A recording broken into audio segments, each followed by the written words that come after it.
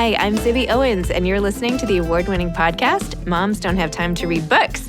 If you like this podcast, you will love my new anthology called Moms Don't Have Time to Have Kids. Check it out, and you'll hear from 49 authors about all sorts of things moms don't have time to do. All the authors have been on this podcast. Also, check out my TikTok with Zibby and Tracy, my other podcast, Sex Talk with Zibby and Tracy. Check out Moms Don't Have Time to Write on Medium. And of course, my new publishing company called Zibby Books. And now back to our daily author interview site and a quick hello from some of my kids. Hi. Hi. Hello. Enjoy the show. Paul Bloom is the author of The Sweet Spot, The Pleasures of Suffering and the Search for Meaning. Paul is a professor of psychology at the University of Toronto and Brooks and Suzanne Reagan Professor Emeritus of Psychology at Yale University. Paul studies how children and adults make sense of the world, with special focus on pleasure, morality, religion, fiction, and art. He has won numerous awards for his research and teaching. He is past president of the Society for Philosophy and Psychology and co-editor of Behavioral and Brain Sciences. He has written for scientific journals such as Nature and Science and for popular outlets such as The New York Times, The Guardian, The New Yorker, and The Atlantic Monthly. He is the author of 6 books, including his most recent, The Sweet Spot, The Pleasures of Suffering and the Search for Meaning. Welcome, Paul. Thanks so much for coming on Moms Don't Have Time to Read Books to discuss The Sweet Spot, The Pleasures of Suffering and the Search for Meaning. Thanks so much for having me here. It's my pleasure. I actually was a psychology major at Yale back in the day and took a million classes there. So when I saw that was your background, I was very excited to chat. Did you take my intro psych course? I took Professor Salovey's intro psych course. My competition. Yeah. I don't know, though. I was there. I graduated in 98, so maybe you weren't even there yet. I don't know. I got there in 99. Oh, well, there you go. What else did you teach? I don't think I took I'm pretty sure I didn't take your class. But I taught intro psych and a bunch of small seminars on different topics of interest. Interesting. Okay, well, now we have all of this data about the sweet spot and making, this is sort of making lemons into lemonade in book form, right? Like, why is it good? What good does it do us for the bad, essentially? I'm not saying that very well, but talk to me about your book and how you came up with this idea and all the reasons behind it. Yeah, I've long been interested in why we sometimes choose to suffer. We choose to suffer in big ways and small ways. Some of us like spicy foods or hot baths or songs that make us cry, horror movies, sadomasochistic sex, all sorts of things. And so to solve these puzzles and figure out why do we choose to suffer, I began to explore the way suffering leads to pleasure. And in the course of this, and that sort of starts off the book talking about these puzzles, I began to become interested in the question of chosen suffering as part of a life well lived. So I talk about all sorts of pursuits we take on voluntarily that are difficult, that involve struggle and pain, including having kids, actually, which is a central part of my book. And so I'm very interested in why we do this. And why do we do this? Well, there's all sorts of reasons. Sometimes suffering could accelerate pleasure. We're very good playing with contrast. So we might cause ourselves a bit of pain because when it's over, we get a blast of pleasure afterwards. Sometimes suffering gives us the feeling of mastery and control. Sometimes it gives us an escape from ourselves. Some people talk about high-intensity exercise, and they said, when I'm doing it, I don't think about anything else. And those are all answers revolving around fun. But I think more importantly, my book defends something I call motivational pluralism, which is we want more than one thing. We don't just want pleasure. We want to be good people. We often want meaning. We want purpose. We want intimacy. We want variety. And often suffering and meaning are very tied in together.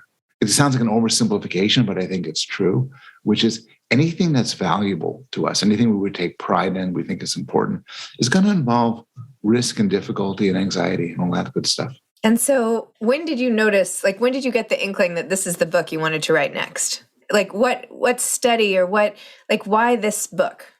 What came to the forefront that you were like, oh yeah, this I want to examine more? Well, my last book was on morality and how to live a good life and how to be a morally good person. This book was kind of fun. I found myself just endlessly listening to people who loved eating spicy foods or training for a triathlon or doing hard things. So in fact, this book's been brimming up within me for a long time. And I was very happy to get the chance to write it. So that's sort of very of the moment quote, Glennon Doyle's, we can do hard things, right? And that we should all be getting behind this movement just to push through. Are there any downsides to pushing through the hard things? I mean, absolutely. Chosen suffering is something which I think is very important, and I make a case for it and try to explore why. But people could choose too much, could make the wrong choices. One example is we get pleasure depriving ourselves of things, but taking too far, it could lead to, horrible eating habits, obsessive exercise, could lead people to actually damage or destroy their bodies. We think suffering is good, but sometimes we go a bit too far on this, and when people do good things and enjoy them, there's studies finding that we discount it. So we can take suffering too seriously. I guess for me, the big thing is my claim is about chosen suffering. I think people get unchosen suffering, the bad stuff that happens to us, really wrong. We tend to be under the mistaken view that that's necessarily good for us. And that's not really the case. So unchosen suffering is still bad. Unchosen. Yes. I've been accused of saying unintuitive things in my career, but I'll tell you this, which is bad things are bad for you. You know, the thing where your house burns down and you get a horrible disease, bad. Don't get it. Don't try to avoid it. Okay. Good tip. No, yeah, I'm kidding. You heard it here. What's a time when you really suffered and it turned out okay in the end, as opposed to a time you suffered when it was just purely bad? Well, the times I've suffered that it was purely bad were suffering I didn't choose. I think a very minor thing, which is my partner and I got COVID over the holidays. That was no picnic. No, there was no good to it. I guess now we're sort of we're not going to get it again, which is kind of nice. But there's nothing good to be said about it. We're just sick. Simple as that. The times where I chose to suffer and it was good. I talk in the book about running the New York Marathon a long time ago, and I was out of shape, and I didn't run it very well, but I enjoyed training for it and working at it, and it was surprisingly difficult. And the difficulty and struggle and anxiety were part of what gave it a certain richness to it. That's why I'm talking about it now. It gave it weight. One might argue that writing a book is a form of suffering. You could. I mean, in some way, you could say some sorts of suffering have payoffs at the end and don't really count. So, you write a book because you have sort of career goals. You want, there's an idea you want to get out. But yeah, I think a lot of people have the wrong idea about the good life, where they think what makes people fulfilled is, and what the way to live, if you could, is you get to sit on a sofa and watch Netflix and drink pina coladas and sit by the beach and have all these good times. And I'm not against good times, but there's a lot of evidence suggesting that people actually really value intense focus work, what Mihaly Csikszentmihalyi calls flow, where a flow state is something where you really get immersed in it. You get lost in it. You forget to eat. You forget to pick up the kids at school. You just get lost in it. And it's not fun in any simple sense, but it's what people experience who are athletes, who are musicians, who are writers. And I think that there's a real payoff to that, which sometimes gets forgotten. Very true. So how did you end up in 1999 becoming a psychology professor at Yale? Where did you know you wanted to be a professor? Like when did that interest percolate in you, and how did you end up there? My brother is severely autistic. So when I was a teenager, I would work in camps and programs for kids with autism and other sort of various psychological disabilities. And so when I was an undergraduate at McGill, I thought I was going to become a therapist working with these kids. And I kind of realized that's not where my heart was. I don't have the patience. I don't have the skills. But I become very interested in research. And by chance, I met a professor, John McNamara, who inspired me. And so I went off to graduate school at MIT. And then I got my first job at University of Arizona for about 9 years. And then Yale contacted me and my then wife, and then we moved to Yale, and now I'm at University of Toronto. So it's been an exciting career trajectory. Wow, that's amazing. Have you seen a noted shift in I know psychology has just gotten more and more mainstream as time has gone on, but in the last 20 plus years that you've been doing this, have you noticed a big shift in the people you're teaching and the students and their consumption of it or reaction to it or anything? I know a lot of people say that the students they teach have changed. I think often what happens is just you get older and that people, people seem different to you. I haven't noticed that big a shift. I mean, the politics shift, what people like, what offends people just kind of shifts in interesting ways.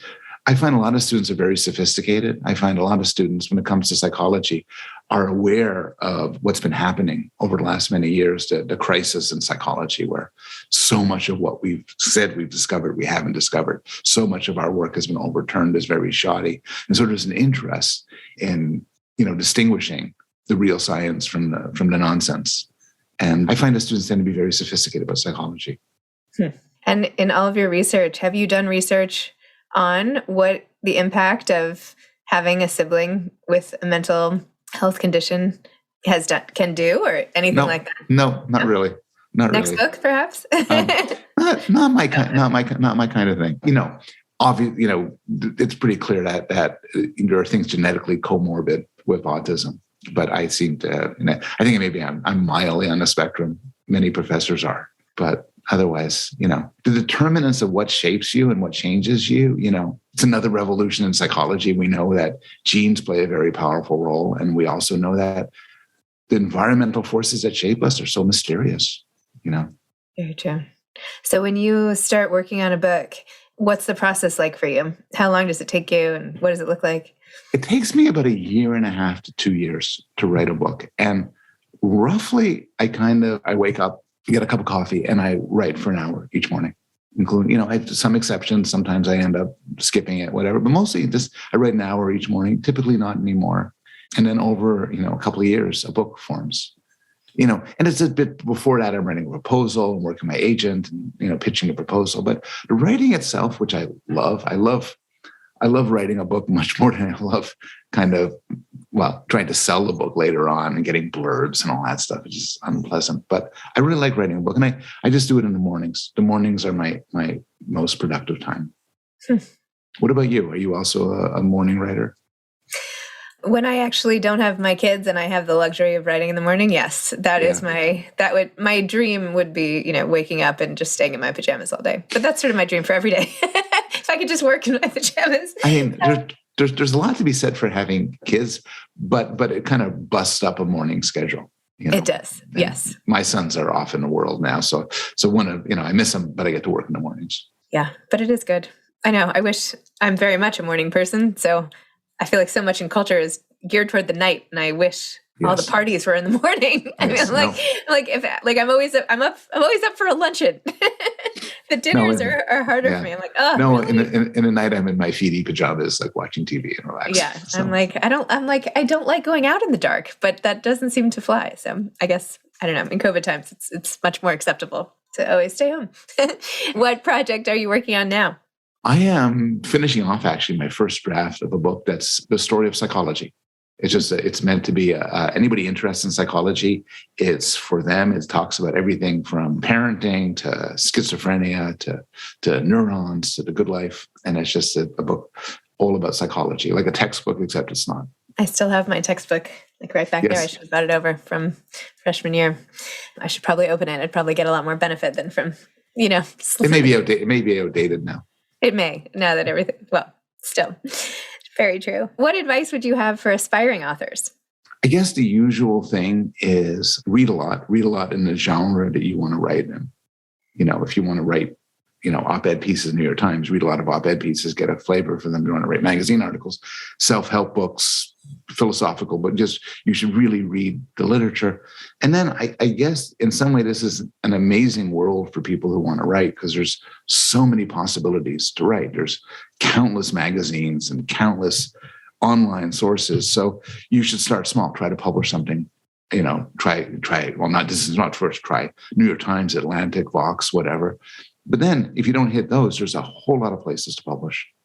So, the standard bit of advice I've heard from everybody else, which is if you want to write. Okay, good. And try not to let it be too painful, or know that Make the it pain a little bit painful is just right. A little bit of painful is just right. Okay. So I'm on the right track. Well, hopefully this hasn't been too painful, but thank you for doing this interview. Thank you for talking to me. Okay, take care. That was great. Take care. Right, bye. Bye-bye. Thanks for listening to this episode of Moms Don't Have Time to Read Books. Don't forget to follow me on Instagram at Zibby Owens and at Moms Don't Have Time to Read Books. Also sign up for my newsletter at zibbyowens.com and sign up for my virtual book club and meet lots of authors on Zoom every other week. Thanks so much to Steve and Ryan at Texture Sound for the sound editing. And thank you to Morning Moon Productions for providing this fantastic intro and outro music.